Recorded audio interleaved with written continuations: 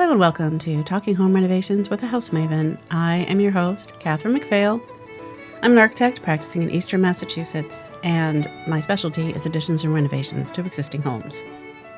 This podcast is for homeowners who would like to learn everything they can about home renovations before they get going. I feel like the more you know, the less stress you need to feel about the whole thing. I interview vendors, subcontractors, contractors, other architects, and also homeowners about their experience in their home renovations. This particular episode is in response to a listener inquiry about driveways. So to help me answer that question, I brought on an expert, Jake Krakowski. He's a landscape architect and residential designer based in Greenville, South Carolina, where he lives with his wife, Kate, and two sons. He has a bachelor's degree in landscape architecture and master's in construction management from Cornell, and he currently runs his own residential firm, JWK Design. He has a podcast and a YouTube channel. He says he's most proud of having put his construction knowledge to use in rebuilding the World Trade Center and surrounding streetscapes following the 2001 attacks. And now he's here talking to me about driveways, but we were really lucky to have him, and here is my conversation with Jake. Jake, I really appreciate you coming on today to help me explain about driveways. Absolutely. Thanks for having me. So, as you know, I have a viewer question here, which is this. We've been thinking about redoing our cracked asphalt driveway, and there are so many things to think about. I want it to be more environmentally friendly, last a long time, and be attractive and affordable. And it's on a slope. So far, I've had no companies that can offer a solution. Could you do a show on driveways? So yeah, sure, I could do a show on driveways. And I think we can handle that. Yeah. And she's looking for the trifecta. It has to be right, affordable, beautiful, and environmentally friendly. Right. I like it. But with a twist. The slope makes it trickier. Slopes always make it trickier. The twist is the slope, because she wants it to be attractive and affordable. I mean, who doesn't want those two things? But let's go over the types of driveways that she even has to choose from, or that we all have to choose from. Sure. I know, and it's a great question because it's often an overlooked part of your curb appeal. Usually you think of replacing the windows on the house, or if you've got shutters, and certainly the landscaping, but then the driveway is just kind of this utilitarian space. Well, there's a few things that you can do with it. And just to, on her point a little bit, the cons of asphalt. Yeah, there's a fair bit of energy that goes into creating asphalt and concrete, which I'm gonna lump those together as far as alternatives that I feel like she wants to stay away from. The big one being the energy and raw materials needed, and then certainly with asphalt, you've got what's called the heat island effect, where asphalt's accumulating heat. So obviously in the summer, you go out with bare feet, or your poor little dog's out for a walk, and it gets really hot. It's like 30, 40 degrees hotter than the ambient temperature. And then with concrete, you're reflecting all that back into the atmosphere. And in the case of cities, especially, that creates these huge heat island zones. Right. So those are certainly two big things to go through. So there's kind of some big categories of alternatives to your traditional solid paved driveway. The first could be just to take away some of the asphalt, take away some of the concrete, and do strips for where the tires go. Obviously, you don't do it to the exact width of the tires. You give yourself some wiggle room. That would be kind of fun. You'd have to get really good at driving on your two little tiny strips, because that would only be about maybe 7 inches wide each. Right. Like driving on rails, and that's not what we'd go for. If you did a 2-foot, a 30-inch strip under where each tire should go, that's always a great alternative. Of course, the shape, the curve of your driveway, and how it leads into parking areas, that all plays into things, obviously. Yeah. If it's a straight shot, like a good number of driveways in a lot of urban and suburban areas it's a great option. And then in between those, you've either got a gravel fill, you got decorative rocks, you can do turf, you can do a low growing ground cover. That often works. I guess the caveat with planting in the middle, and with one of the other solutions here, is, especially now that more folks are working from home, if you're parked on it all day, the plants are not going to do well. Yeah, no. So you need to think about how you use the driveway too. Yeah. But if you're gone at work all day and then you're parked at night, well, those plants could be an option for you. Mm-hmm. So the paved strip would be kind of the first option. You're just kind of minimizing the impervious surface, but you're not totally taking it away. Yeah, I like that. Next kind of down the line would be pavers, something like a brick or a concrete paver or even a cobblestone. Cobblestone. Now that's my favorite, but it's the most expensive. It is the most expensive. It's the most labor intensive, and cobbles are that solid granite. So that's really probably the most, has the most longevity of any of these solutions, honestly. And it's attractive, but not affordable. Very attractive. Right. No.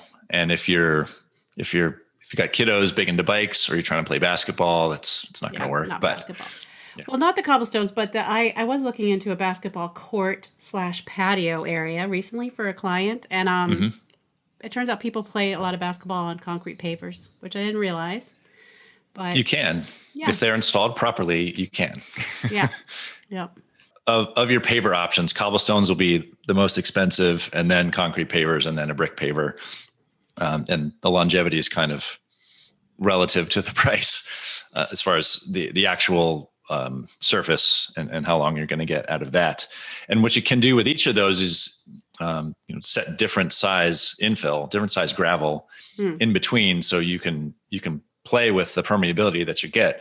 Depends on how much rain you get in a given year, or depends on how the rest of your landscape is flowing down near into the driveway, how much water you actually need to take care of.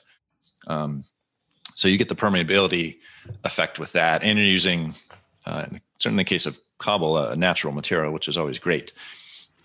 The big thing about pavers is that your base prep has to be like immaculate. You need to have a licensed installer put those in. To go out and scatter some gravel down and maybe rent a tamper for a weekend, and do it yourself, that's tough. You really need to have a crew that knows what they're doing, because as probably many of us have seen all too often, after 3, 5, 7 years, you've got these dips and and lumps in the surface, and that's not what you want. No, not what you want. No. So you've got pavers. Another one that's often a little more permeable, but you need to balance out the environmental friendliness of it, is pervious concrete. They make concrete mixes with different sizes of aggregate inside, to where they'll drain water like you're pouring it on dirt. It'll soak in that fast. Never heard of and that. It's laid down it's prepped and laid down just the same out of a truck. It's just a real heavy percentage of aggregate, so that you've got more air pockets in there. But what's that one called, Jake? Pervious or permeable concrete. Now, you're in the South, right? Yes. Is it possible I've never heard of that because I am in New England? I mean, we don't have concrete driveways here because, well, they just crack they don't do well in the cold. I have seen it in some, back when I was working in New York City, some testing situations with Parks Department and other parking areas. It's probably not as popular up there with the freeze thaw. You're right. Is it? I just wonder why I haven't heard of it. Is it attractive? I think it is. It's got the look of a nice gravel driveway. And you think about that crunch underfoot. It doesn't exactly crunch, but it has that feel. But it's a heck of a lot more stable than a gravel driveway. They power wash it to expose the aggregate in this. Is that what you mean? So it's kind of nubbly? No, it comes out of the truck nubbly. Oh. It's got so much gravel in it that the cement is just a binder. Wow. And they've probably got a few additives in there as well. That's really cool. No, I don't know the exact mixes, but it just has such a high aggregate content that there's air pockets native to the mix. Now, the thing about those air pockets is that they fill with dirt and leaves and seeds and all this stuff. You do need to actually vacuum your driveway. Okay. All right. I would say that might be a downside, depending how long your driveway is, right? Right. That would be a downside. If you wanted to pay a kid to go out with a shop vac for a weekend, that's why it's more for commercial and civic applications, where you can run your big street sweeper and very vacuum. Cool, though. I really like that. It's interesting. Yeah. So that could be an option for someone who's got let's say they have a large estate with a parking court. It could be an option. A large estate with a parking court. Okay. Right. Good application. So along those lines, I guess it's not affordable. It's going to be more than your typical concrete pour, and it's going to have kind of those same environmental implications with concrete, but it's certainly an option. Wow. And then the last group here, and obviously the most permeable, and I think the most environmentally friendly are your geogrids. So these are plastic grids. They're typically 90 to 100% recyclable material. Think of a really deep waffle. That's what these are, and those are set on an aggregate base. And you can infill them with gravel. You can infill them with turf. They can be used just to stabilize a slope, and you could plant it like a normal slope. But in a driveway application, it's this vertical plastic mesh, and then you infill all the cells, and they make them to hold up fire trucks as well. They're used in fire lanes all the time. So certainly thicker than your viewer would probably need for a driveway, but they are pinned into the slope, so they could be used on a slope. And then you get to choose whatever infill you'd like. So are installers for those difficult to find? It would be a specialty install. It would. There are companies, and I see even Home Depot selling a product, though it may be more for pathways or golf cart tracks. Golf carts are the big thing here in the South. As opposed to a full driveway. A full driveway, I would recommend going with a professional installer. There are companies, and again, I'm not sponsored by any of these, but Invisible Structures, True Grid, and Green Driveway are kind of the three big ones that I have found. There are a ton out there, but Invisible Structures, I think, was one of the originals. They have a product called Grass Pave and a product called Gravel Pave. I guess that's what you would use to infill each of those. Yes. Yep. So there you get to, with the Gravel Pave, you get to choose your color of driveway, which is interesting. Choose different aggregates. That is interesting. So what about a slope? The gravel on a slope? Is that? The grid gets pinned in with long pins, so that's not as much of a concern. Is there a concern with movement down the slope over time? Probably, depending on the severity of the slope. If it's a real steep driveway, I don't know that a grid's going to work. I think you're going to need something more robust. I wish I knew how steep this driveway was, because let's say a driveway should be less than 15% grade, right? Mm-hmm. Which is 15 feet over 100 feet of rise. But I have no idea how steep her driveway is. Right. And what I have seen, and what I've seen in more traditional application is bands of cobblestones and then kind of sections of gravel, just to try to keep the gravel in a certain area. That might work with something like a grid as well. Mm-hmm. If you're able to do a band, it could be a band of decorative or stamped concrete, not necessarily cobbles, just breaking things up and keeping the gravel from shifting down the slope over time. It could be an option. Yeah. Now, what about, I guess that would be a similar thing with shells, like crushed around. I'm on the vineyard right now, so I have a lot of crushed shells. Actually, not in my neighborhood, but other places where I drive around. They have, and mine's just a sand. Mine's a really cool driveway because it just kind of twists and turns, and it's a whole bunch of grass in the middle and then sand. It's just really it's not really a driveway. It's a place where we drive. But I've always loved it just feels really fancy, the shells, don't you think? But anyway, same idea. You have to secure them. Yes. No, and I do see that down. I was just vacationing down on Kiawah Island. So I'm about 3.5 hours inland from the coast, but the Charleston area, Savannah, your oyster shells. Yeah, that's going to be a little more prevalent. Right. Attractive and expensive. Yes.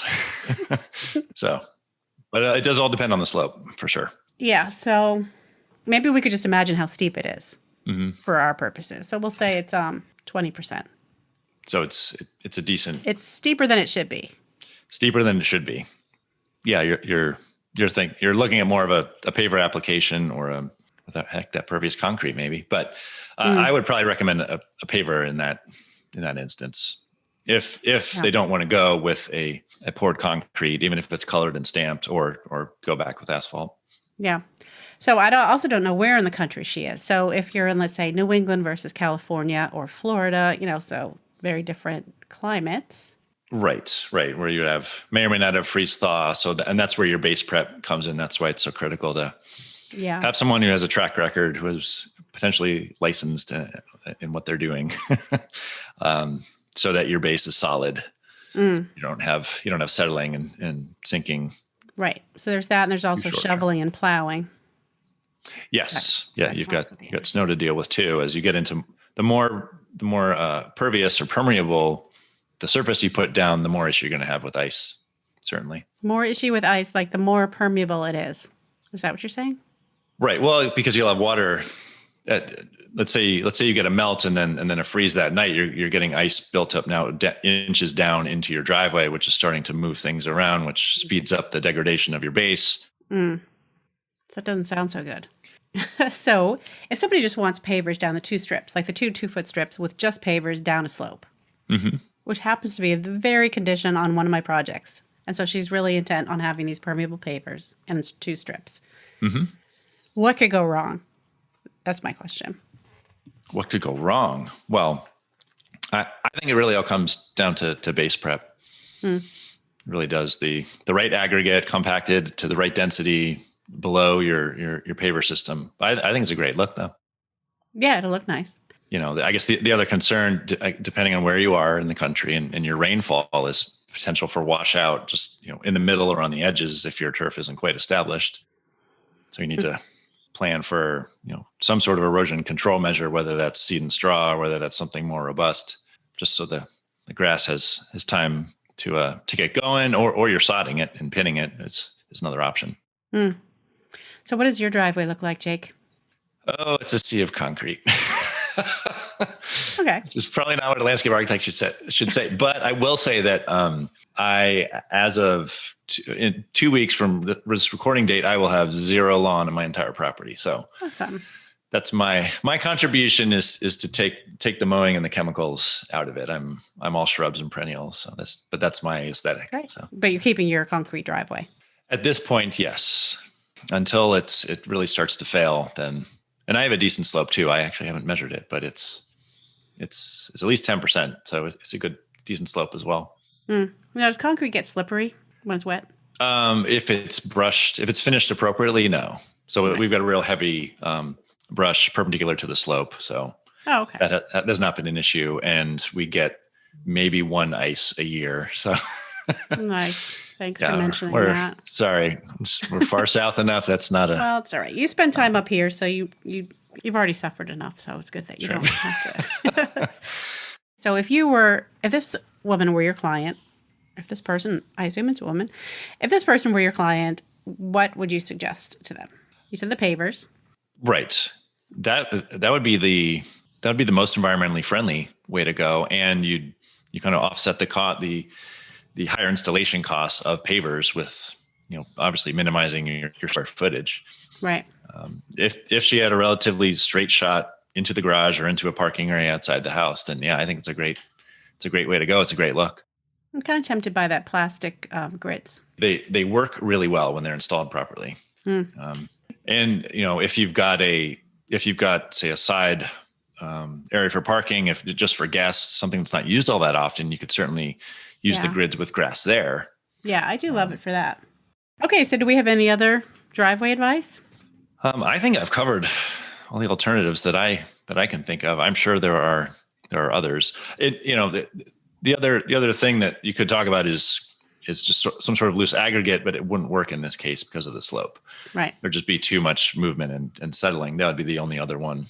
And there's like tar and chip. Right, which is kind of a loose version of asphalt. Mm-hmm. Yeah, it's not environmentally friendly or attractive. It might be more affordable. I don't think so. I have not seen it in my area, so I'm sure it's out there. But yeah, the only place I ever saw was my grandparents' house, which is a weird 70s moment, maybe, when they put in their driveway. That's awesome. Thanks. I think that'll be really helpful for people who need to figure out the driveway options. Because the problem is there are different installers for each one of these things. So you can't really just talk to one person and Well, you could if you talk to a landscape architect. But if you're just talking to an installer for like pavers, they're probably not going to go over your other options that don't involve him as much. It's harder to find it out, I guess. Right. I'd say 99% of companies, they're going to pick that one specialty and they're going to stick with that. You might get a real large company that does 2 or 3 types of paving, but it's on the residential market. It's probably not going to be there. I need to find a specialty guy. Does anybody actually specialize in designing driveways for regular people, not for estates? Not that I've heard of. Talking about really focusing on one thing. Right. No, it gets kind of rolled into the overall landscape design. Yeah, it makes sense. That makes sense. Part of it. Well, thank you, Jake. You're welcome. Thanks for having me. I appreciate it. So how can people get more of you? I know you have a podcast. I do. Well, let's in terms of your listeners, JWK Design, that's on Instagram, Facebook, YouTube, or jwk.design is the website. It's more, those are all focused on the homeowner and helping them renovate and create their comfortable modern home, as I like to say. I do have a podcast for architects and landscape architects called From Architecture to Profitecture, and that is more marketing focused. Not so much driveway focused, but focused on marketing on our firms. So no driveways. Well, that's okay. You cover it other places. So right, exactly. So that's anywhere you listen to podcasts, or just search Jake Krakowski on Facebook or Instagram, and you'll find more about that. Great. Well, that's excellent. Thanks for all that information. You're welcome. Thanks again to Jake for sharing his knowledge about driveways, materials, when to use what, and thanks to you for listening to this episode. What's your driveway like? Are you inspired to try any of the options we mentioned if you're thinking of replacing your driveway? Send photographs if you have done something kind of fun and unusual, or if you love your driveway. So anyway, as I mentioned many times, this episode was in response to a listener question. So if you have an idea or a request for an episode, I'll do my best to cover it. I really will. Send me an email at thehousemaven@talkinghomerenovations.com, or you can reach me on Facebook or Instagram as Talking Home Renovations, or on Twitter as Talking Home Reno. And on TikTok, I'm the House Maven. So I'd love to hear from you. I love to hear from people and get the photographs. It really makes my day. So, and along those lines, someone thought it would be fun to have an episode about strange objects people uncovered during construction. So this was inspired by a Newsweek article, I think, on 150 bowling balls found beneath concrete steps. I will also link to that article in the show notes to inspire you to tell me about your weird discoveries that you made. So if you have found strange objects or weird conditions, I'm thinking that maybe it'd be fun to do a kind of a bunch of short stories that people could call in and leave a message on my SpeakPipe tab, I guess you would call it. So that's on the side. If you go to my website, talkinghomerenovations.com, it's on the right and it says something like leave a voicemail. So you click on that and you record your story. And then I'm thinking I will compile all these and just make an episode with, a few short stories that people leave. So I think that would be fun. And, while you're at my website, you could check out the episode enhancements that I have on there, which allows me to post photos and other information that I can't put in the show notes. Also, I have transcripts up there of a lot of the episodes. Still working on getting all the transcripts up there. Good number already done, so check that out. And if you felt this episode was helpful, please share it with a friend and subscribe to the podcast. If you're really a fan and you don't want to miss the episode enhancements that I send right to your inbox on Wednesday mornings, you can sign up for my mailing list. And again, that's in the show notes.